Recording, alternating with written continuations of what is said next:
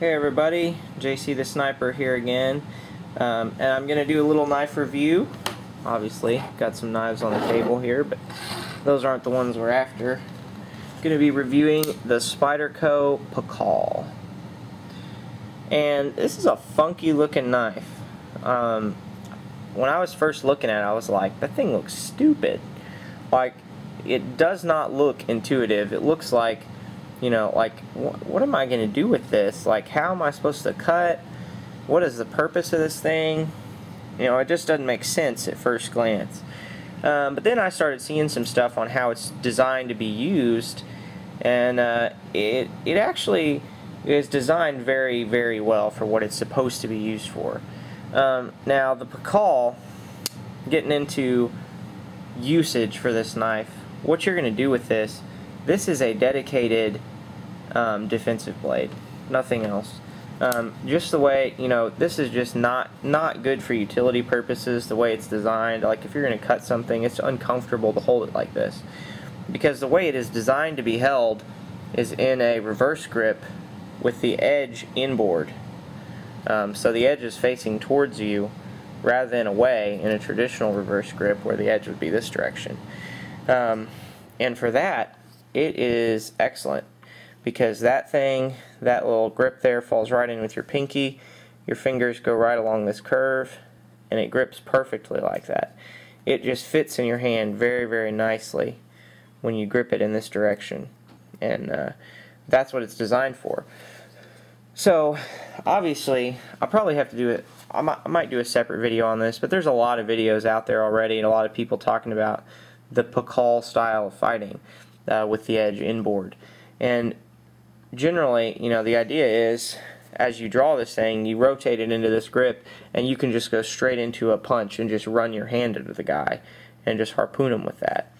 And if you're in close fighting, if you're grappling with somebody, you're up there grappling, you can just stick this in them and just use your body motion to just pull and just make long ripping cuts as you're right there up on them, because you don't have to try to push the blade up. You're just sticking them and then just dragging it back. Just pull your shoulder back and drag the knife back with it. So that's, you know, the other idea is, say I go to stab somebody, they block me.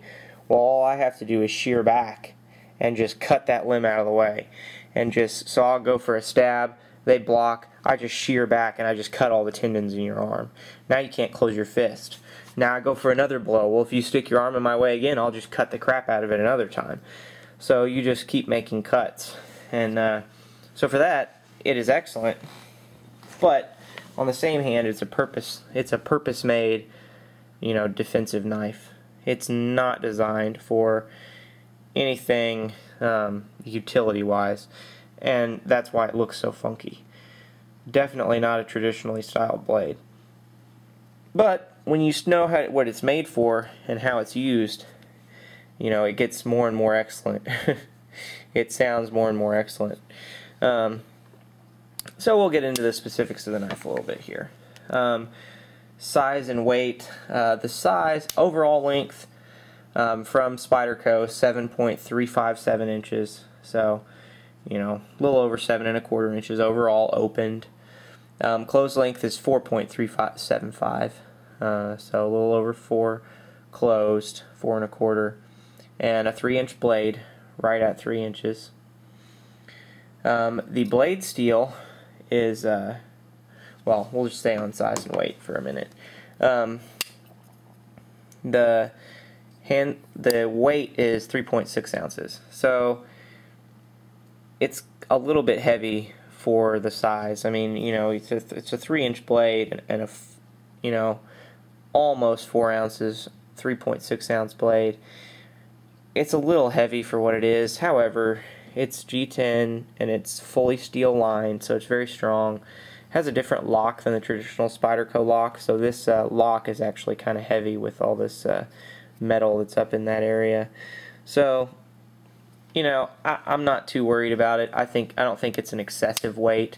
I don't have a problem with. I don't mind knives that come in around 4 ounces. You know, unless I don't get very much for them. So I think you certainly get 3.5 ounces worth of knife out of this deal. So I don't think that's excessive. The steel is CPM S30V, so it's that same steel that they use in the Spyderco military, and it's a very high grade steel. It's a high quality. It holds an edge well. It doesn't rust. I mean, I'm sure it would rust, but I don't have any trouble with it rusting, even if I don't, keep the blade clean all the time, or I don't have to worry about it, is what I'm saying. It's a good steel in my experience. Holds an edge for a really long time. I've been carrying this military for quite a while, and I've used it quite a bit, and it's still a freaking razor. And this knife came pretty much razor sharp out of the box, as Spydercos generally do. So high quality steel, high quality blade in general. So that's excellent. The blade shape is pretty much, I like the blade shape, but it's clearly designed for a purpose, and it is designed for that, edge inboard fighting style. Very sharp, piercing tip. It gets needle fine. Very, very sharp tip, obviously for getting people with. And then you got that kind of recurve blade, because it gathers up material and cuts it. So it's just going to pull stuff in closer to the cutting edge as you're cutting it. And that's the idea. So for that, it's very nice. It's a flat ground blade, which I love in general. So you get a real nice flat ground blade all the way to the top. And you got this little hook here, which is the wave feature. And that's removable. I guess it just screws out. I've never taken it out, and I don't ever see a need to. It does look kind of funny with that little spike sticking out the top, but like I say, it's the wave feature, and it also serves its purpose. For those of you who don't know, the wave is the device that catches on your pocket as you pull the knife out, and opens the knife as you draw it. I may make a video in the future showing how well this draws, but you carry it towards the front edge of your pocket, thusly, rather than the back, drawing backwards like that. And so you would grab it here, draw it up, it opens, and then you close your hand around the knife and it rolls into that position. So this works really, really well. This knife comes out fast. I can get it in my hand and in the fight faster than I can get this Endura with the wave, because even with this, you draw back, you have to shift your grip up and then come forward. Whereas with this knife, as you come out of your pocket, you start moving forward because you're already up there, and you just let the motion carry through into the attack motion. So that's very well designed, and it works great. There's a couple videos on YouTube depicting that if you care to look them up. May show it in the future, as I've said. So very well designed blade shape, I think, for its purpose. Obviously not a utility blade. Speed, like I've said, speed is excellent. If you're going to open it, standard deployment method, it comes out pretty quick, but not the fastest. Takes a decent amount of wrist action. This is one of the few knives I have that I really can't flip open without wrist action. Pretty much all my knives I can flip open without wrist action. Even knives that generally people find to be difficult, like the Enduras, I can flip open without having to wrist them. But this thing, it's a little tough. So a little bit of wrist action to flick it out without the wave. With the wave, it is lightning fast. So I don't really have a problem with that, because I just don't see myself pulling it and opening it like this and then shifting my grip. I'm going to draw it like it's meant to be drawn with the wave feature and roll into my grip. So not an issue for me. So with the wave, extremely fast. Without it, not quite as fast, but not a big deal. The lockup is this almost axis lock style, ball bearing lock, I think is what they call it. So it's an interesting lock. I don't have a problem with it. You can see down in there, there's the spring right in there that forces the ball bearing forward, and then you've got this little like acrylic thing to pull it back, to release the blade.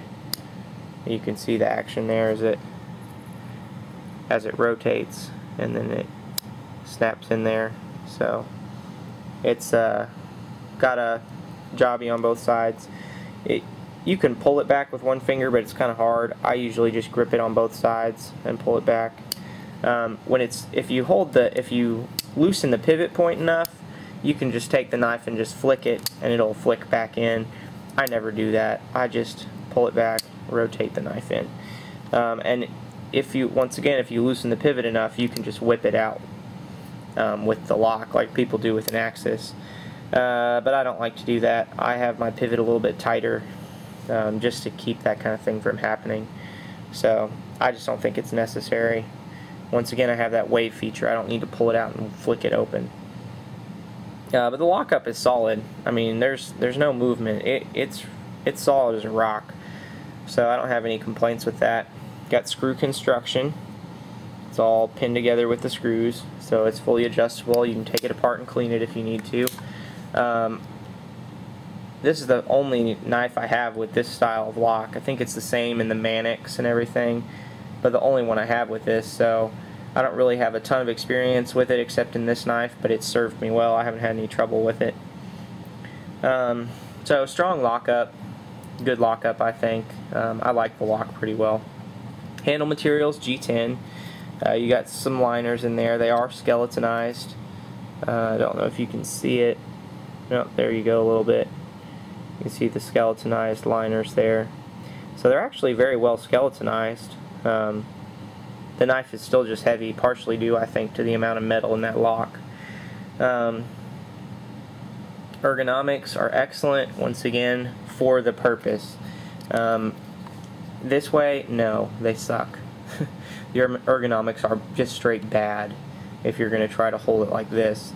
But when you go for that reverse grip edge inboard, which is the way it's intended to be used, the ergonomics are excellent. You are not going to slip because you're locked in deep on these things. You're not going to go anywhere on this blade. You're in there for good. So that ergonomics are great in that way. The clip, I like the clip pretty well. Just a little wire clip. Rides pretty low in the pocket, and what you see is just that little rounded, pretty unassuming little chunk of knife there. Rides lower in the pocket than an Endura, which rides about here, and you get a little bit of blade in that edge. So, rides low. It works well. The clip is pretty tight, not horribly tight, but pretty decent, and it's low profile, so I don't have any complaints with it. It's a decent clip. If it were blackened, I might like it a little bit better. It's silver, but it's still pretty unassuming. Wire clip, not a big deal. Pretty traditional. Durability is going to be excellent, just like everything Spyderco sells. The one thing that hurts on this is MSRP on these knives is $200, so they are pricey. You can get them eBay or Amazon, probably around $120 to $130. So they're not cheap, but for the purpose, they are pretty dang excellent. I mean, you'd be hard pressed to find a better P'Kal style knife. So if you're looking for a P'Kal style defensive blade, tactical folder, this is an excellent one for the job. Well, that's about all I have to say about this, other than it is an excellent knife, and I don't think you will be disappointed if you purchase one of these. Of course, I say that about every Spyderco, but alright, that's it. JC the Sniper signing off.